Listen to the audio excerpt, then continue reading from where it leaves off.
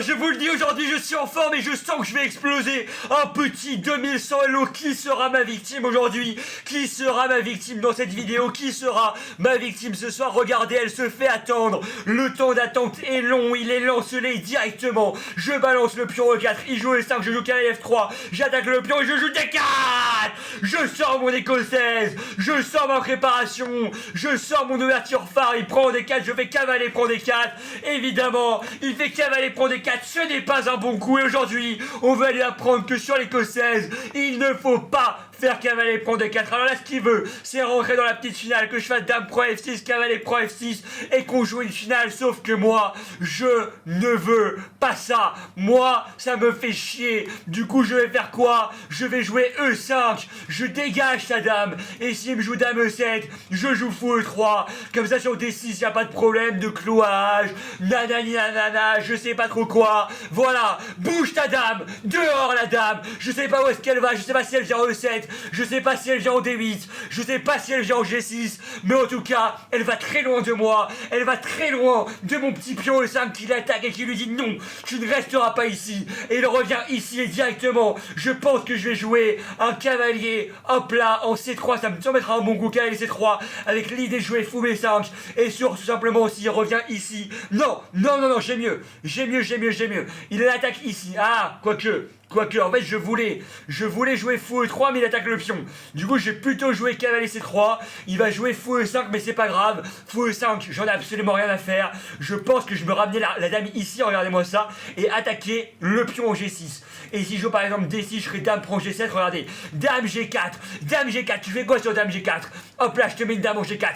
J'attaque le pion G7. Je te dérange, je te pose des problèmes. Je te mets dans des bourbiers pas possibles. Et si tu joues G6, bah déjà, t'auras des problèmes sur case noire. Et derrière, je vais te mettre hop là, un fou en B5. Et ça va aller très vite, mon coco. Tu vas même pas avoir le temps de voir la partie passer, que tu auras déjà perdu, que tu seras déjà finito. Parce que oui, tu n'es pas tombé face à n'importe qui. Tu es tombé face à un GOAT, face à quelqu'un qui est extraordinaire. Moi, ma personne, mon génie absolu. Mon génie, oh, dame G6. Mais pourquoi tu veux changer la dame? De quoi as-tu peur? Dis-moi, de quoi? De qui es-tu effrayé? Moi, je le sais, de ma personne, de mon génie, mais pourquoi? Pourquoi être aussi effrayé? Pourquoi ne pas porter ses couilles l'espace d'une seconde? Je pense que je n'ai pas envie d'échanger les dames. J'ai envie de garder les dames parce que je sens qu'il a peur. Du coup, je vais jouer dame là. Dame là, il a pas d'échec, il a rien.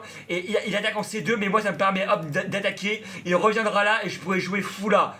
Et s'il prend là, c'est relou. Attendez, est-ce que je peux faire dame là? Ou bien j'échange? Est-ce que j'échange? J'ai pas envie d'échanger. Mais j'ai l'impression que je suis un peu forcé d'échanger. Dame C4, fou B6. Ou bien sinon, je joue simplement cavalier là. Avec l'idée de prendre. Ça peut être une idée. Je vais ramener madame en C4. Je lui dis, écoute mec, écoute poteau, moi, je n'échangerai aucune pièce. C'est un message fort que je lui passe. Il va peut-être jouer dame là. Et c'est peut-être la merde sur dame là. Ah non, parce que sur dame là, je récupère le fou.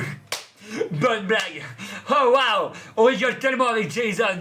C'est tellement drôle, faut que j'arrête l'humour. Mais mon idée derrière, ça va être de ramener mon cavalier là, d'attaquer là et d'attaquer en C7. Ouh, ça s'en mettra un coup un peu bancal. Parce que là, j'ai quand même envie de jouer cavalier ici, directement, et d'attaquer sur le petit pion. Et derrière, de jouer fou F4 et d'aller roquer. Je pense que je vais jouer cavalier là, c'est jamais mauvais. J'attaque sur le pion C7. Il peut pas vraiment le défendre à part avec roi D8. Sauf que roi D8, c'est quoi? Eh bah c'est un coup de merde. Mais c'est peut-être le seul coup de la position. Dommage. Et derrière, je peux même jouer B4. Est-ce que je suis assez fou pour jouer B4? Je ne sais pas. Est-ce que je suis crazy à ce point-là? Est-ce que là, j'ai pas B4 d'ailleurs? Est-ce que là, j'ai pas B4? Est-ce que là... B4, il bouge le fou. Je suis dame pro C6, cavalier pro C7. Ah, je crois que c'est incroyable. Regardez-moi, B4. Sur B4, il fait quoi? Il peut faire fou là. Ça me semble être à peu près le seul coup de défense. Ah mais fou là, putain, c'est chiant. Ok, parce que B4, s'il prend là, je fais cavalier prend, dame prend, fou prend, et tout va bien. Je vis ma meilleure vie. Mais B4, fou B7, il attaque évidemment ici. Et là, c'est dérangeant. Là, c'est dérangeant. Et là, c'est un peu relou. Et là, ça m'emmerde.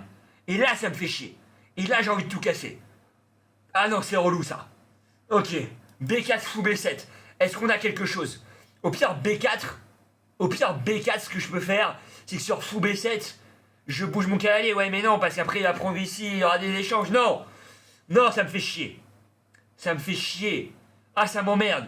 Oh, ce coup m'emmerde. Je sais que sur B4 il a pas vu. Il a pas vu fou B7, mais quand tu joues B4, le seul coup de défense c'est fou B7. Donc évidemment qu'il va le voir à un moment donné, évidemment. Je le prends pour un cassos, mais pas à ce point-là. Donc qu'est-ce que je fais? Qu'est-ce qui se passe là? Qu'est-ce que je dois? Où dois-je aller? Que dois-je faire? Ah, c'est la question que je me pose dans ce moment charnière, j'en ai rien à foutre. Je joue B4. Je sais que c'est pas le meilleur coup. Je le sais. Mais comme je le dis souvent, il y a un homme derrière aussi. Et je sais que sur B4, il va se mettre à paniquer. Il va pas avoir fou B7. Je parie sur une erreur de mon adversaire. Je parie sur l'aspect psychologique. Et au pire, c'est pas grave. Je prendrai là, il prendra là. Et on rentrera dans une position un peu bizarre.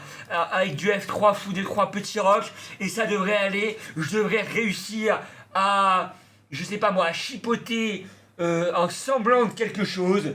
Et je pense que ça pourra être intéressant. Après cavalier prend fou à 3 et prise en C5, moi je vous le dis, noir sur blanc, blanc sur noir, je ne connais pas mes expressions, mais en tout cas, je vous le dis, droit dans les yeux, I look you in the eye, I look you in the eyes, ça c'est Creep, vous avez la chanson ou quoi? C'est une chanson tard à l'époque, pour ceux qui ont connu, c'était de Radiohead, en groupe anglais, bref, ça n'a absolument aucun rapport, en tout cas le fait est qu'il réfléchit, et que le désavantage que j'avais autant, à savoir 6 minutes 30, face à cette minutes est petit à petit en train de s'estomper, petit à petit je suis en train de revenir dans cette partie, en tout cas au niveau du temps, je suis en train de refaire le retard que j'avais accumulé au fur et à mesure des coups et au fur et à mesure des secondes. En même temps logique, un retard de temps, normal que ce soit un retard en termes de secondes, donc ce que je suis en train de dire c'est juste totalement obvious, en tout cas sur B4, je vous le remonte quand même la ligne, mais l'idée ce sera en fait que s'il bouge le fou, imaginons il joue fou E7, je jouerai dame prend C6,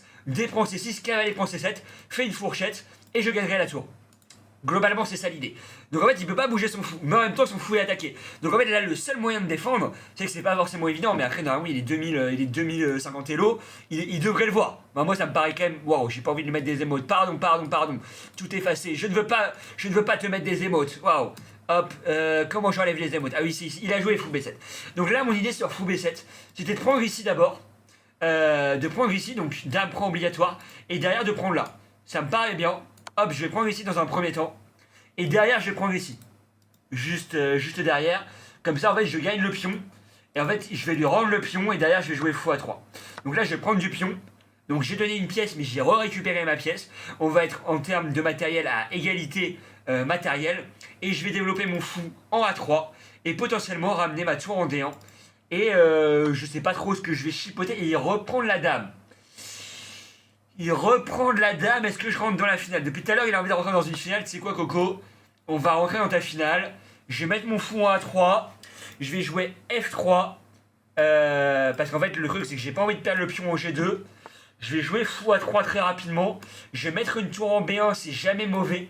Avec l'idée que s'il a à un moment donné envie de jouer tour C7, je pourrais avoir du fou prend C5, tour prend B7. Ça peut être une de mes idées. Tour prend là. Ok, et là j'ai simplement envie de jouer ça. Mon idée c'est que s'il prend là, je joue tour là et je vais prendre là-bas. Et s'il prend là, je remets un petit peu ma structure. Hop là, et je vais aller prendre comme ça en G7. Et j'aime bien la position que j'ai. Honnêtement, j'aime beaucoup ma position. J'aimerais peut-être même mettre un fou en C4 à un moment donné. Est-ce que je joue pas fou C4? Non, il faut absolument que j'aille récupérer le pion maintenant. Et lui, il peut avoir des idées de C4 tout de suite. Auquel cas, je jouerais juste fou là. Il va peut-être jouer fou E6. Il joue pas fou E6. Et bah écoutez, je pense que ce serait une erreur que de ne pas jouer fou C4. Parce que sur fou C4, ça le force à jouer fou E6. Je peux même jouer tour B7. Je vais jouer tour B7 d'abord. C'est jamais mauvais. Tour B7.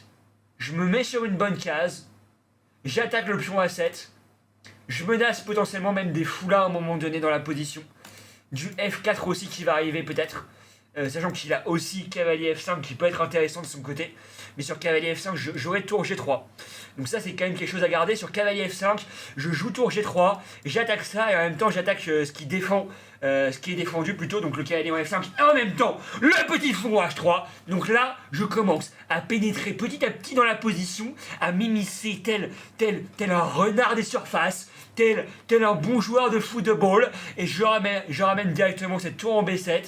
Sur A5, quelle est mon idée? Eh ben, je ne sais pas. Sur A... Waouh. Ok, bah là, je pense que de toute façon, le coup un petit peu évident, c'est de ramener le truc là. Attention, j'ai pas 36 coups. Est-ce que je le joue comme ça ou bien comme ça? Parce que c'est vrai que ça peut être aussi intéressant de ramener le fou en E2. Mais j'ai pas envie de laisser cavalier F5. Donc j'ai joué fou E4. C'est jamais mauvais de toute façon de centraliser une pièce. Et à mon avis, il va peut-être essayer de jouer comme ça. Il peut, ce petit marlou des montagnes, il peut essayer de faire ça, tour là. Ok, mais là par contre, sauf erreur de ma part, pardonnez-moi, mais là il y a fou prend, et sur tour prend, il y a tour prend. Et même sur tour prend, non, il est obligé de récupérer du pion, parce que sinon il y a tour là, tour prend. Oh là, je crois que c'est une erreur. Parce que sur tour prend, il y a tour B8, suivi de tour prend H8, et s'il prend du pion, et ben il doit y avoir du tour E7, roi là. Ok, alors ça, si ça mate pas, au pire je fais juste tour prend F7. Je sais pas de quel tour je dois reprendre, mais dans les deux cas, ça me paraît bien. Je reprends laquelle? Je pense que je vais prendre de cette tour-là plutôt. En priorité. Hop là, je vais prendre avec cette tour. Et derrière, je vais faire des petites menaces. Comme ça. Avec tour là, ça peut être mat. Ah non, putain, c'est pas mat. Parce qu'il revient là. Et il protège. Du coup, c'est dérangeant. Ok, je vais simplement venir prendre le pion là. En fait, je voulais faire tour là, mais en fait, il y a le fou qui protège. Donc, c'est pas grave. On va jouer de manière un petit peu plus classique. Je pense que je vais faire tour échec suivi de tour C7. Et comme ça, en fait, je force. Regardez, je vais faire tour échec ici. S'il vient là, je suis content parce qu'il est pas bien placé. Et je peux essayer de venir le mater comme ça. Hein. Regardez-moi ça. Si ça, c'est pas artistique, je vais ramener mon fou comme ça. Et je vais jouer fou C3, fou A5. Et je vais le mettre dans une position où il va être obligé de sacrifier sa pièce. Et ça me menace même de pousser le pion à un moment donné. Donc là, je peux... Est-ce que je suis obligé de prendre là? En fait, je suis pas obligé de prendre. Je peux juste ramener ma tour ici. Hop là. Je laisse son roi dans une très mauvaise posture. Et je me permets de jouer fou C3. Suivi de fou A5. Et je crois que c'est très grand ce qui va se passer. Oh là là, mais alors c'est une leçon. Je l'ai pas laissé exister de la partie. Je l'ai dominé de A à Z. Et là, je vais jouer simplement fou ici. Et s'il ramène son roi, bah oui, je suis désolé, mais c'est fou là. Suivi de fou là. Et sur roi là, il y aurait tour mat. Oh là là là là. Je n'ai même plus de voix. Je n'ai plus rien dans la gorge. Mais je pense que j'ai quand même suffisamment à dire pour que vous puissiez comprendre que dans cette position, il est très mal barré. Comment est-ce qu'il évite fou A5? Je crois qu'il ne peut pas éviter fou A5. Et je crois que fou A5 est une énorme menace. Fou A5 échec. Il est quasiment obligé de jouer tour là. Mais sur tour là, il y aurait tour là échec. Suivi de fou prend. Suivi de roi là, suivi de tour là. Oh là là là là. Et là, je crois que c'est l'erreur. Je crois qu'il y a un mat hyper basique. Je crois qu'il y a tour G8. Échec et mat.